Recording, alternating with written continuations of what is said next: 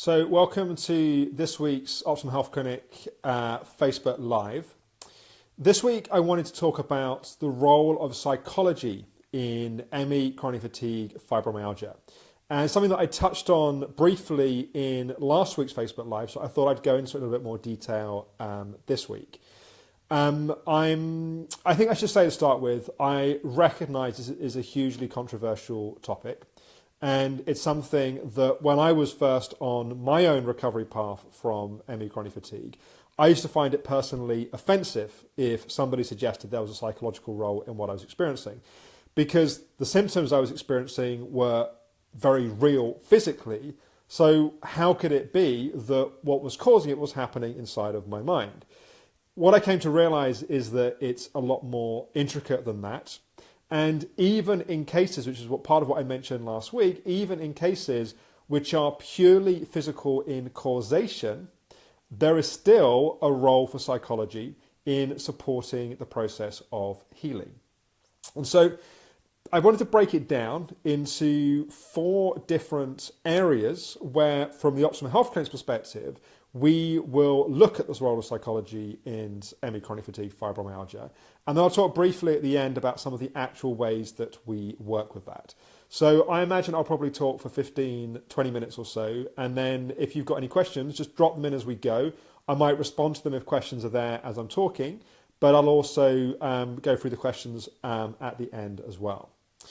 So the first thing is we'll just list the different pieces. So the first one is maladaptive stress response. This is where the body is in exactly the opposite state to what it needs to be to heal. We'll talk more about that briefly in a minute. So firstly, maladaptive stress response. If we're not in a healing state, it's very hard for the body to heal. The second is what we call the psychology subtypes. Put another way, the reasons why we got ill in the first place from a psychology perspective. That's not to say that it was caused by psychological reasons, but they may have been influencers or had an impact. It can also be the factors that cause us to have relapses, either mini relapses on the path to recovery, or indeed relapses if we feel like we have recovered and then we end up recreating the same situation. The third is the role of the coaching side, of how we help people map different parts of the recovery process, relationship with friends and family, and that kind of thing. And the fourth is dealing with emotions. So dealing with either things which had factors in causing us to get sick, or indeed some of the emotional factors that come up when you suffer from a severe chronic illness. Also, trauma could be added into that section as well. So I will talk a bit more about each of these. This is going to be a bit more of an overview video as opposed to being a deep dive into particular areas. We could do whole videos on each of these areas. Indeed, some of them we've covered on our YouTube channel and also in some other videos here on Facebook as well. But I think it is helpful just to understand why psychology is important and that it's a lot more than just the thoughts that we think inside of our mind. So to go back to the maladaptive stress response, this is one of the things which I think there's a lot of misunderstanding around in the ME chronic fatigue fibromyalgia community. But it's something that when we understand and we work with can also have a significant impact on our recovery process. I think the misunderstanding is that there are certain approaches which will sell you on the idea that ME chronic fatigue is simply about the state that your nervous system's in and that is causing all the things that are happening. That's certainly not our experience, certainly wasn't my experience in the time that I was ill. But I think when you suffer from an illness and no one can tell you what's wrong with you, or it feels like no one can tell you what's wrong with you, why it's wrong with you, how long it's going to be wrong with you for, what you should do about it, should you rest, should you push through, and you have all of these medically unexplained symptoms, that causes a significant state of anxiety. Whether we experience that anxiety consciously, like we're aware that we're in a state of overstimulation, or it's more unconscious, that just like our nervous system is constantly overstimulated. Nonetheless, it still is having a significant impact. One of the phrases that I think is very helpful in encapsulating that state is when we talk about being tired and wired.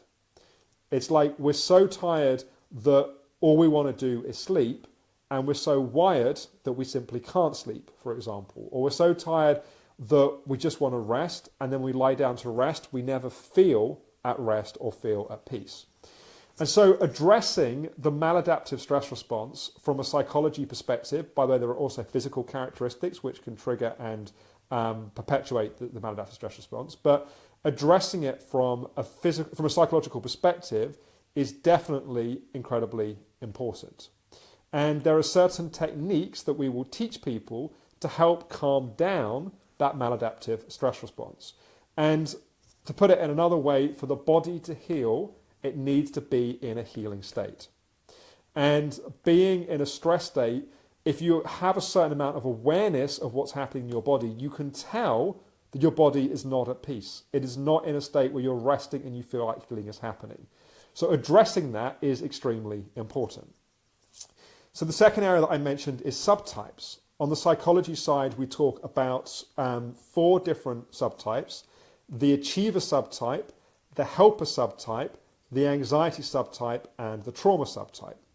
And to start with the trauma subtype, just because it's a little bit different to the others, it can be trauma in terms of a significant life trauma. For a lot of people, it's what we call trauma with a small t, or what's sometimes called developmental trauma.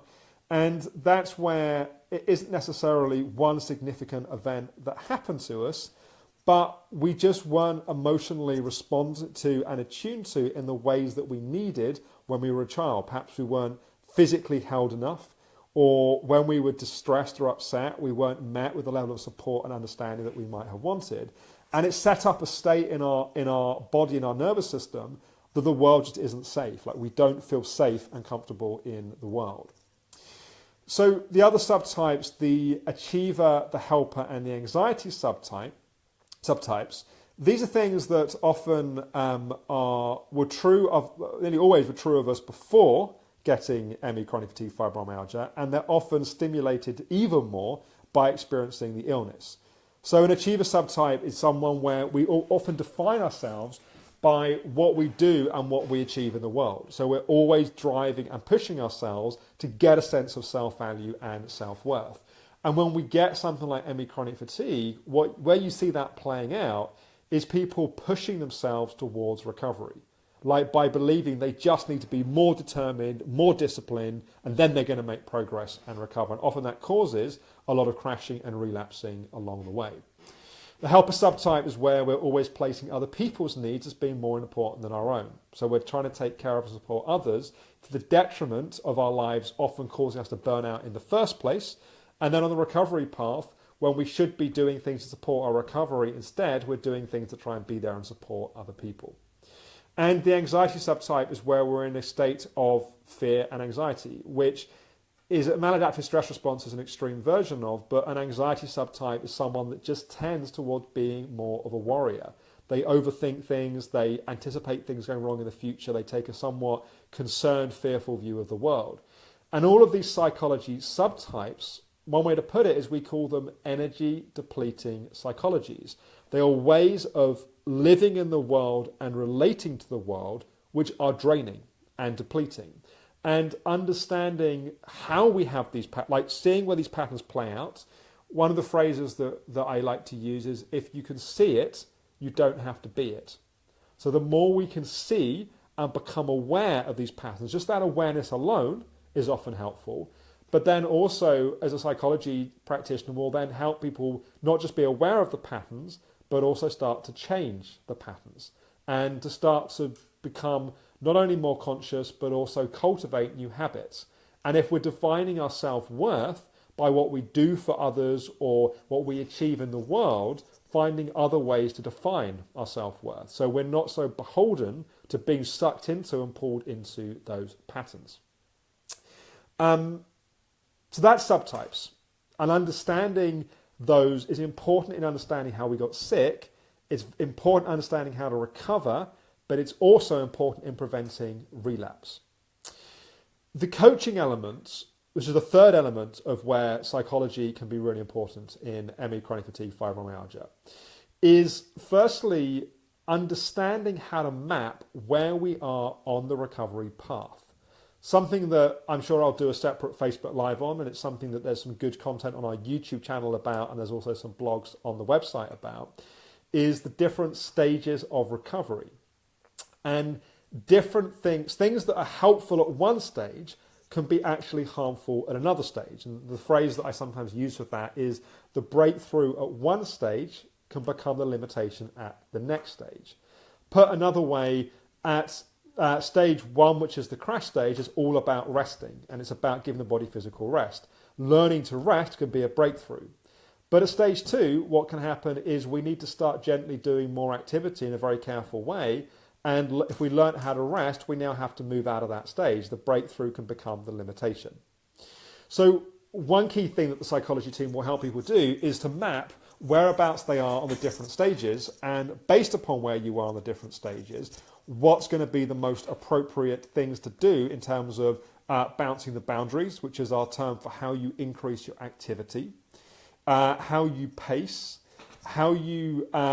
Also, the coaching side is important in terms of reintegrating into life, how to manage the pressures of life when you're ill, which can be particularly difficult, how to navigate relationships with friends and family, how to get the support you need, how to learn to take care of and support yourself, how to effectively become your own best coach, your own best support.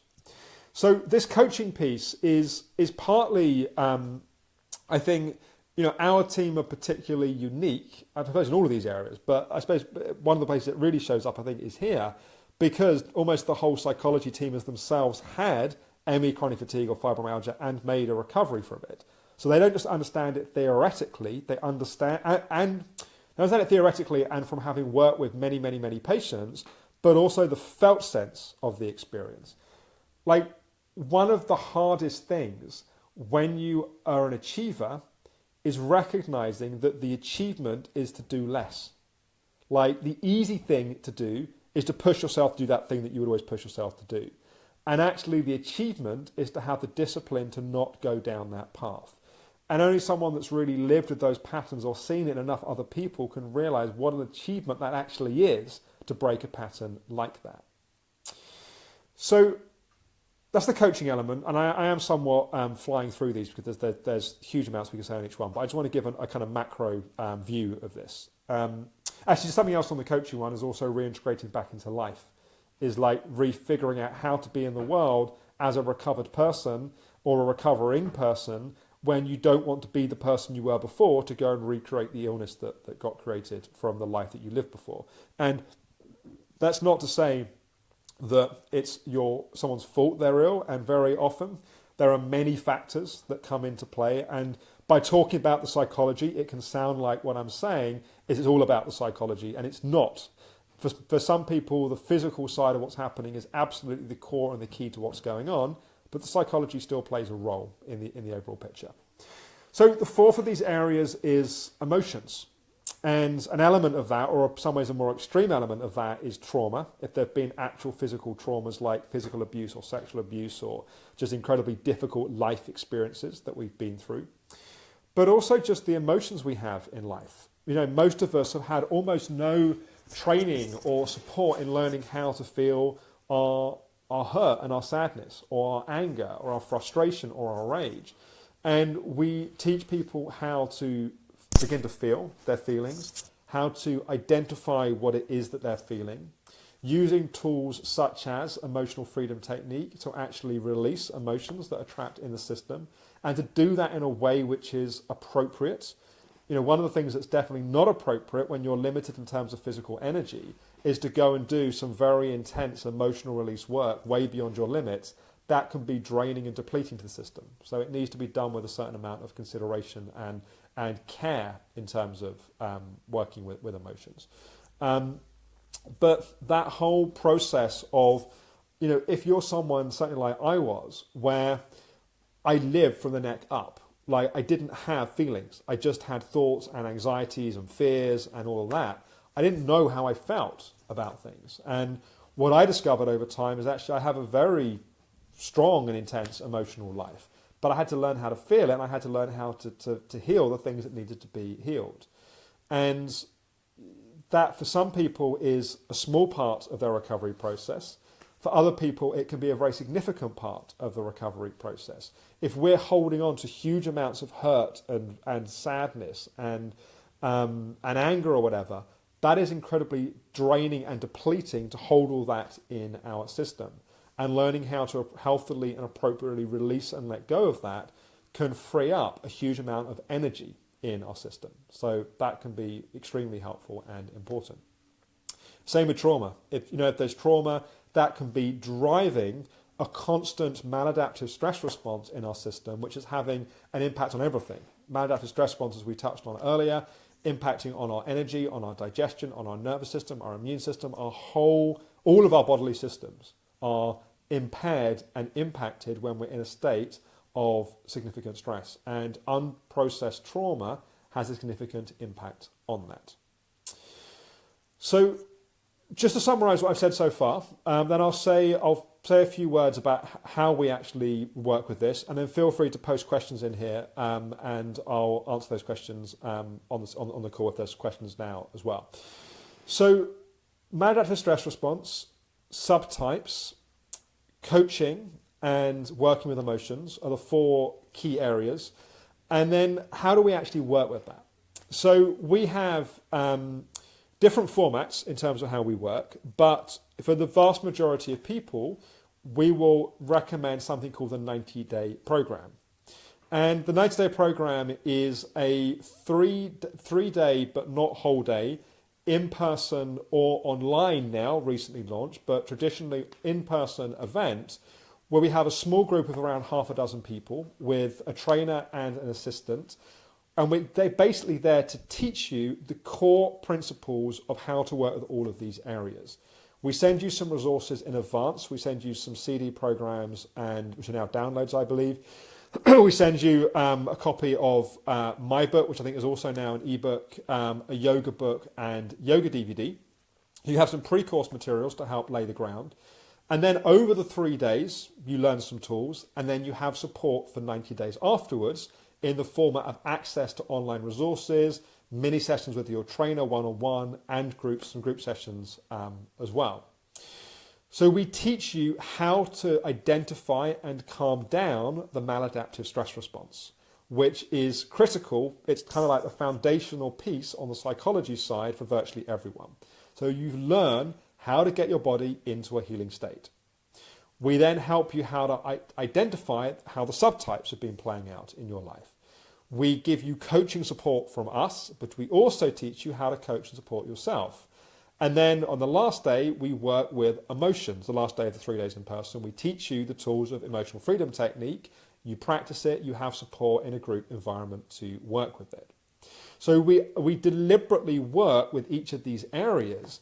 And at the end of that 3-day program, which, by the way, we have people which are still quite limited in where they are in their recovery. So we have a very supportive space with comfy sofas and a kitchen where you can cook food if you're restricted in terms of what you're eating.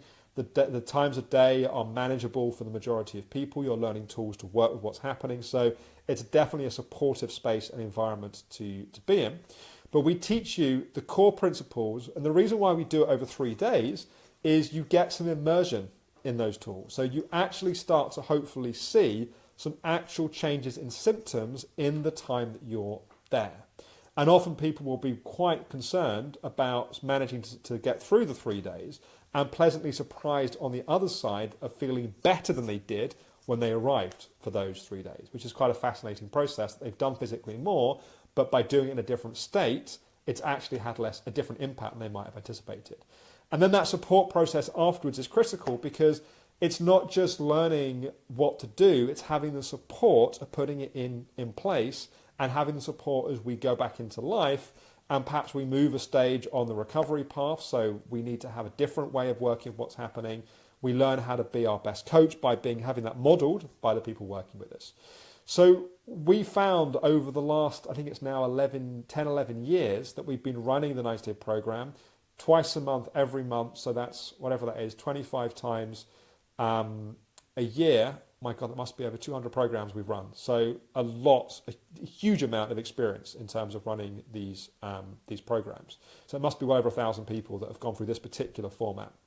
We've just recently started doing a 90-day program online, which means if you're not based near enough to London to get there, or you're not well enough to do 3 days in a row, you're able to do it. I think we're going to spread it out over a few more days, and you can join by high quality video conference, like using Skype, but it's a different program which you can easily download and use. So that's another great way of working in a group. And we find that working in a group, I initially thought, well, it's just more cost effective. We can give people more value in a group. But actually what we found was people get a huge amount from hearing from other people's experiences and being part of a group which has this shared positive intention towards recovery. That seems to have been a huge support for people in that process. So a couple of things I'm going to say. I see questions starting to come up, which I'll respond to, so please do post questions under here and I will come back to them in a second. Not everyone is suitable for something like the 90-day program. The reasons why you might not be is that you've already covered many of the techniques in other places. And in that instance, doing some one-on-one work would be better.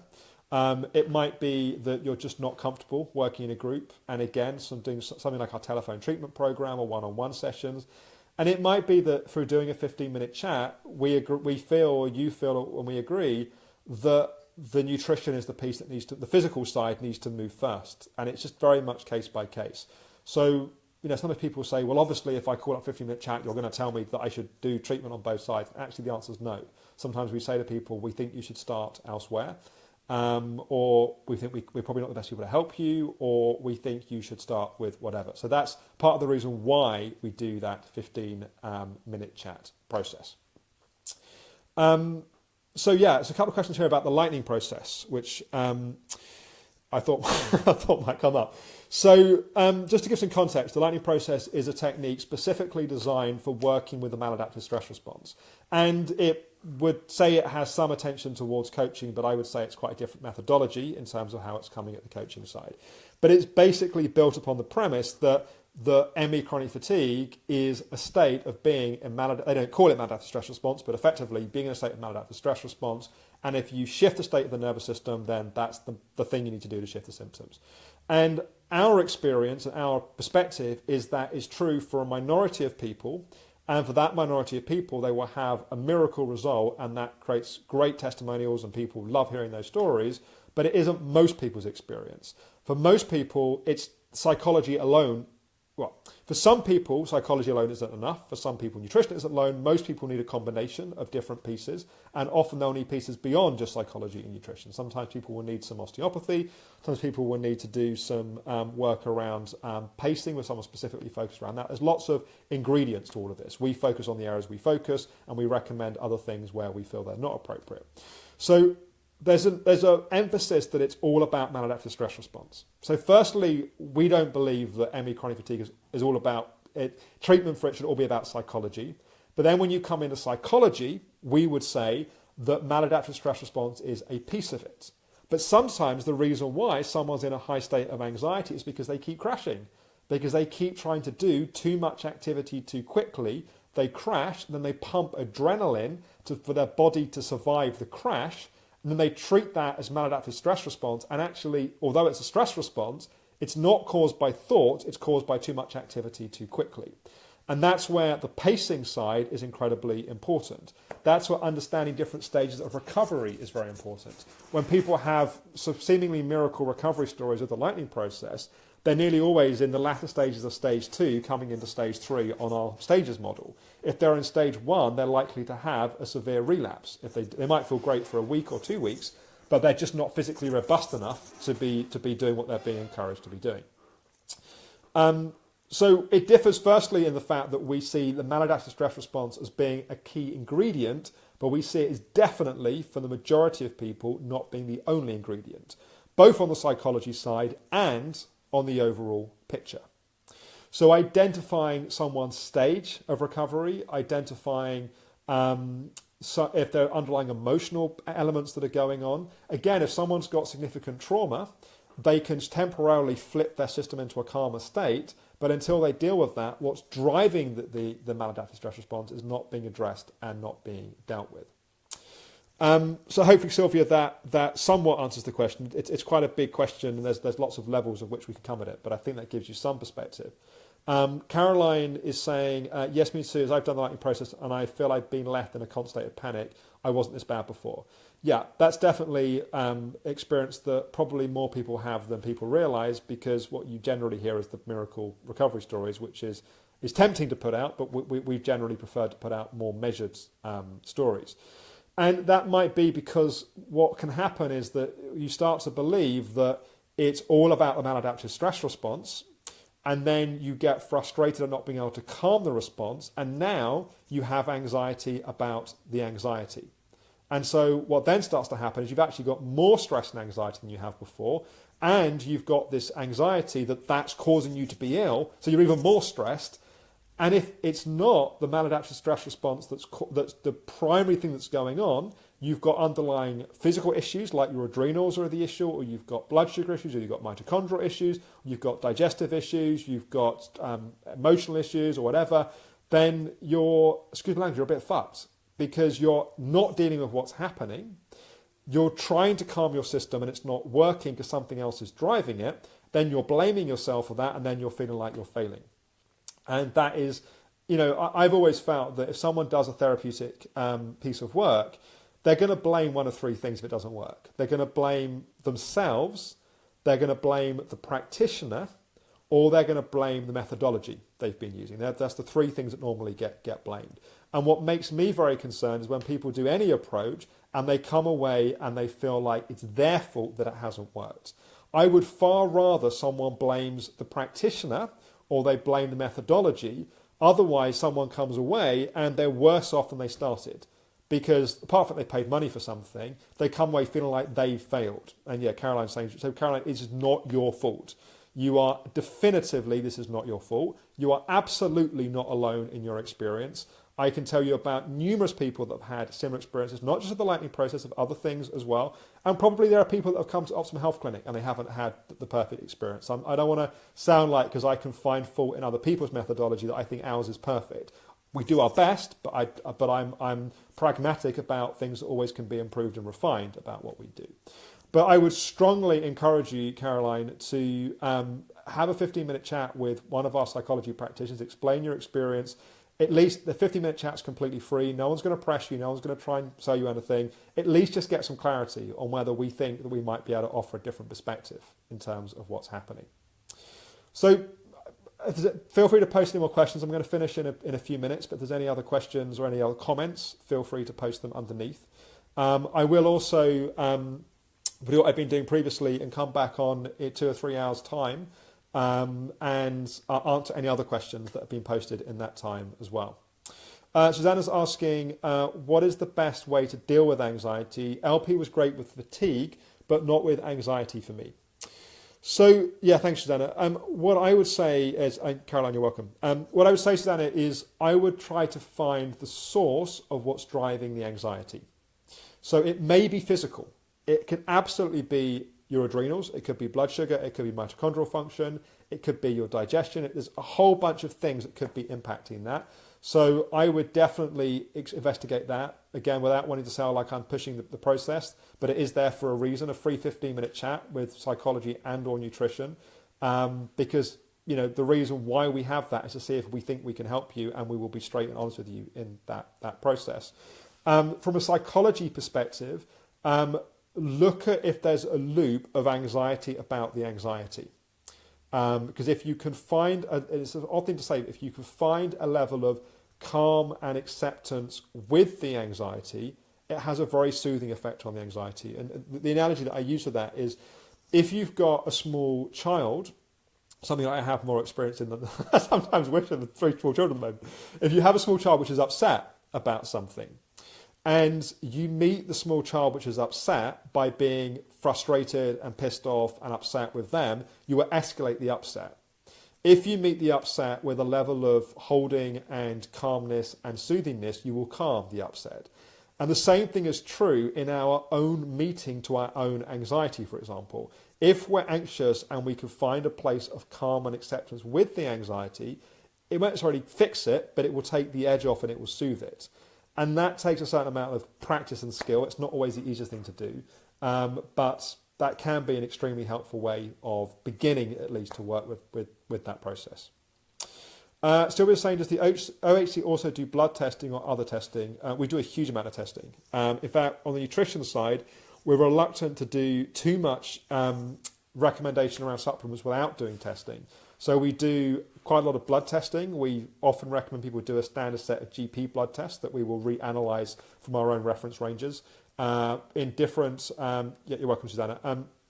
Depending on what else is going on, we do stool testing, urine testing, saliva testing. So yeah, we do a lot of testing. If you check out the optimumhealthclinic.com and you go to the nutrition section, I believe it's either on the main page or I think at the consultation page, I believe there's a list of the tests that we currently offer. And if someone comes and says, I want to do all the tests, we would say no. We will do the tests we think are appropriate. We don't want people to spend unnecessary money on testing, but for a lot of people, it's extremely helpful on getting clarity in terms of what's happening. So I hope that's been helpful and useful. Please do, you're welcome, Sylvia. Please do post any more questions. I will come online again in a few hours' time. If you want to find out more, please do, if you haven't before, request a free information pack. Please do book a free 15-minute chat. It's completely free. You get to speak to one of our practitioners and we'll let you know if we think we can help you. Check out the 90-day program. If you haven't before, on the psychology side, runs twice a month in London and every kind of couple of months or so online. So definitely explore that. I will either do the same time, same place next week, or we might have a recovery story set up. So I'll check into that. And thank you, Jenny. I've had all the testing, guys. It's worth it. Thank you for that. And yeah, I hope that's been helpful. Thank you, everyone. Bye-bye.